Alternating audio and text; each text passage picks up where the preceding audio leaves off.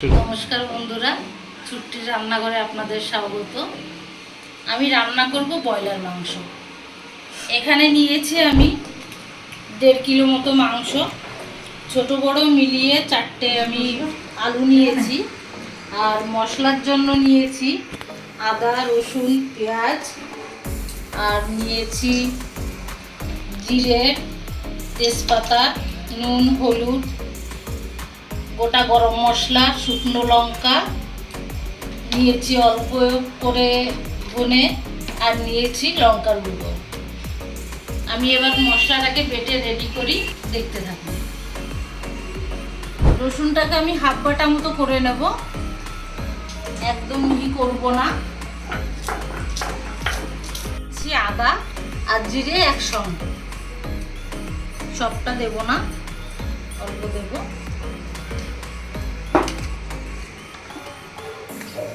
আর একটু ধনে দেব।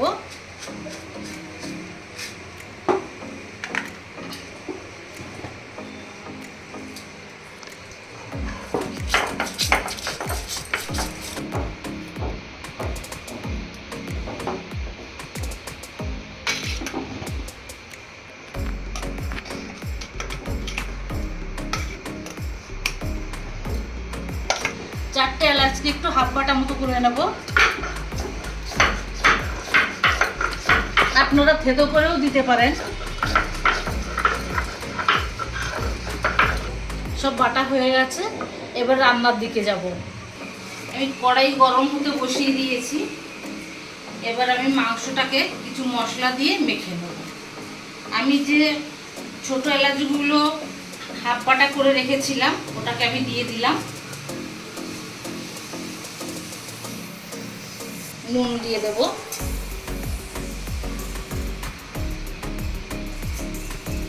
দেবো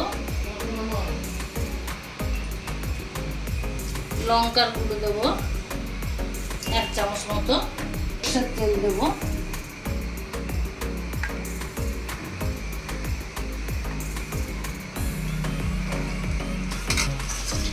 ভালো করে একটু মেখে নেব। অনেকক্ষণ আগে থেকে মেখে রাখা দরকার ছিল, কিন্তু আমার সময় ছিল না বলে আমি এখনই মেখে নিচ্ছি। আপনারা পারলে আধ ঘন্টা আগেও মেখে রেখে দিতে পারেন। কড়াই গরম হয়ে গেছে, আমি সরষের তেল দেব। তেলটা গরম হতে দেব। তেলটা গরম হলে আমি আলুগুলো দিয়ে দেব। তেল গরম হয়ে গেছে, আমি আলুগুলো ভেজে নেব।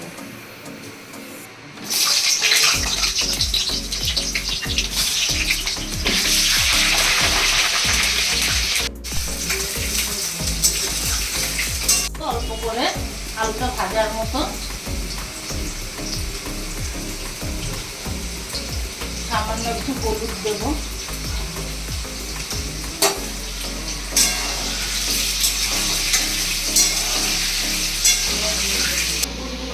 আলু ভাজা হয়ে গেছে, আলুগুলো সব তুলে নেব।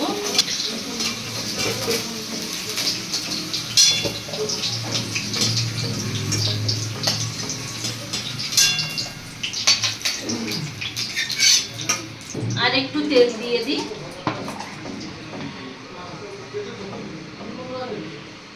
এবার আমি দিয়ে দেবো একটু গোটা জিরে,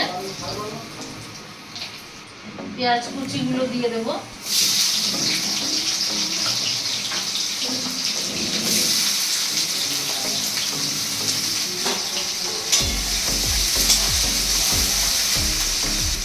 পেঁয়াজটা নরম হওয়ার জন্য একটু নুন দিয়ে দেবো, তাড়াতাড়ি নরম হয়ে যাবে।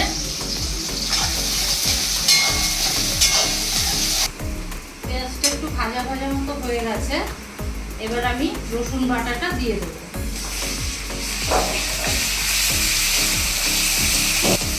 রসুনটাকে এভাবে একটু নেড়ে চেড়ে দেবো, কাঁচা গন্ধটা চলে যাবে। এবার আমি যে আদা ধনে জিরে বাটাটা রেখেছিলাম ওটা দিয়ে দেবো।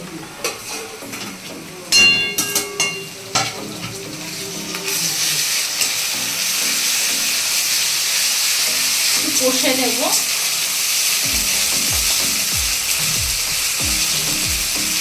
আদা রসুনের কাঁচা গন্ধটা চলে যাওয়া পর্যন্ত। এবার আমি দিয়ে দেবো হলুদ। এখানে 3 চামচ মতো হলুদ আছে।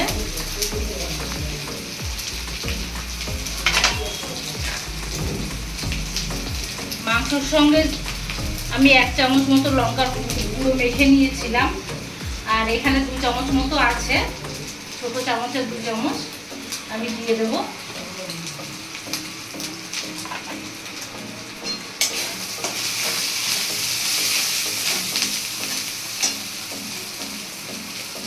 আমি পাশে গরম জল বসিয়েছি, একটু জল তুলে বাটি করে, মশলা বাটি করেই তুলে নেব।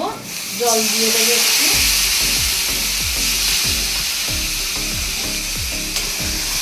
এই জলটা আমার মাংসতে কাজে লাগবে।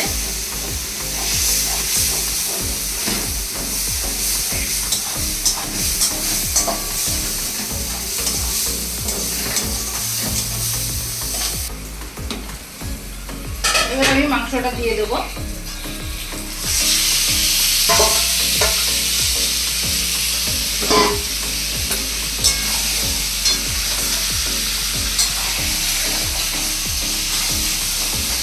ভালো করে নেড়ে মশলাটা মাখিয়ে দেবো।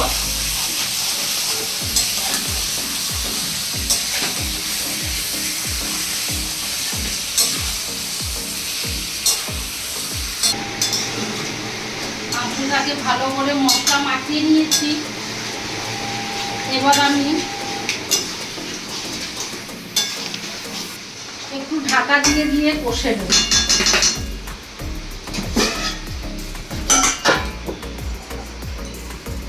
প্রথম দিকে গ্যাসটাকে একটু কমিয়ে দেব। পুরোপুরি মাংস থেকে জলটা ছেড়ে গেলে তখন আমি আবার বাড়িয়ে দেব। আমি ঢাকনাটা খুলে দেখি।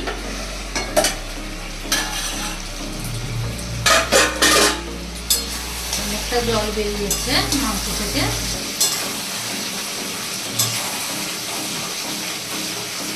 ভালো করে মাংসটাকে একটু নেড়ে চেড়ে দেবো যাতে নিচে না ধরে যায়।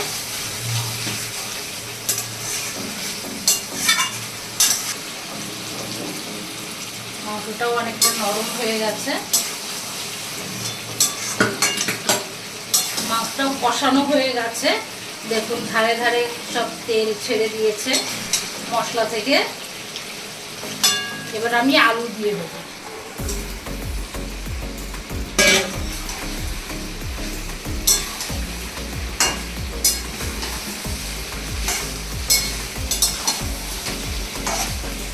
আলুটা দিয়ে একটু নেড়ে দিলাম। এবার আমি যে গরম জলটা করে রেখেছিলাম, গরম জলটা আমি ঢেলে দেব।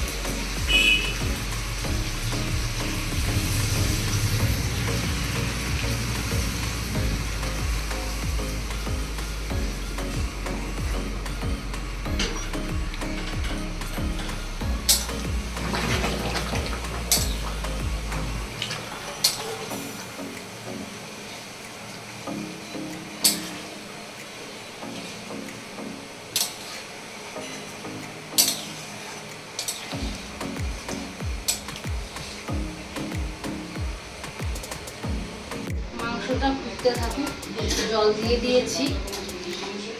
আমি ততক্ষণে আরেকটা মশলা করে দিব। এখানে আমি একটা কড়াই বসিয়েছি, একটু সর্ষের তেল দিয়ে দেবো অল্প করে। আমি এক এক করে গোটা গরম মশলা, গ্যাসটা আমি একদম কম করে দিয়েছি, না হলে পুড়ে যাবে। এটা ভাজা হয়ে গেছে, এবার আমি তুলে নেব।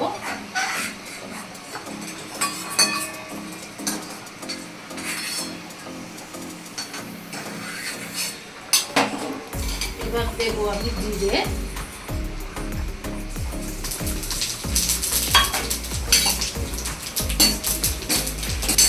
জিরেটা দিয়ে আমি একটুখানি নেড়ে নেব।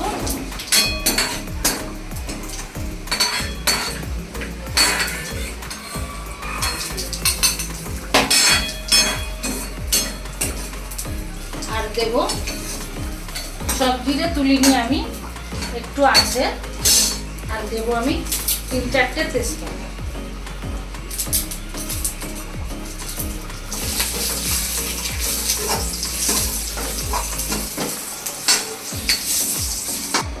তেজপাতাটা আমি কিছুটা তুলে নেব।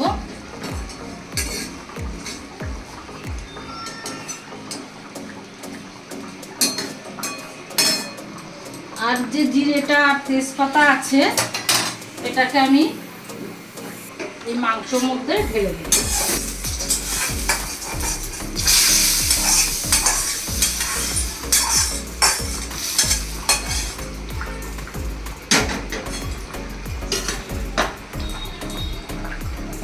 একটু ভেজে দিই।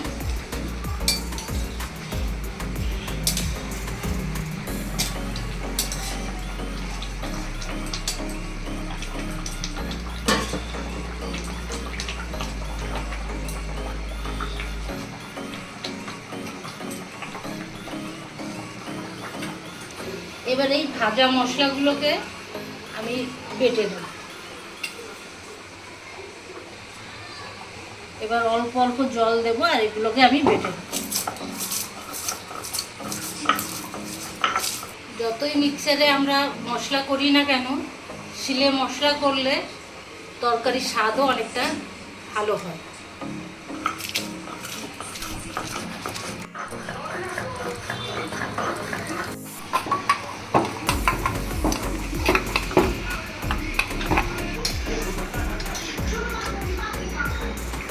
আলুগুলো সব গলে গেছে, আমি এবার এই মশলা বাটাটা দিয়ে দেব।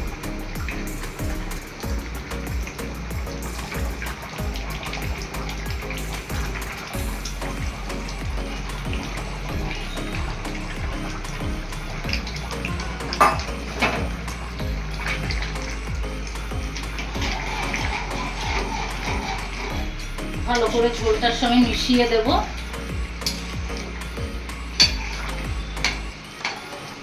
আপনারা নুনটা একবার দেখে নেবেন। তো আমার মনে হলো এখানে একটু নুন কম আছে, আমি সামান্য একটু নুন দিয়ে দেব।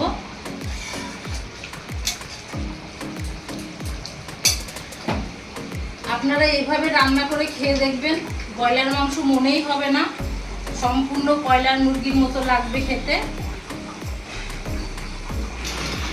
আমার মাংস রান্না হয়ে গেছে, এবার আমি নামিয়ে নেব। খেয়ে দেখবেন, মনেই হবে না যে ব্রয়লার মুরগি রান্না হচ্ছে। মাংসগুলো সুন্দর সেদ্ধ হয়ে গেছে, নরম হয়ে গেছে, আলুগুলো নরম হয়ে গেছে। এবার আমি নামিয়ে দেব।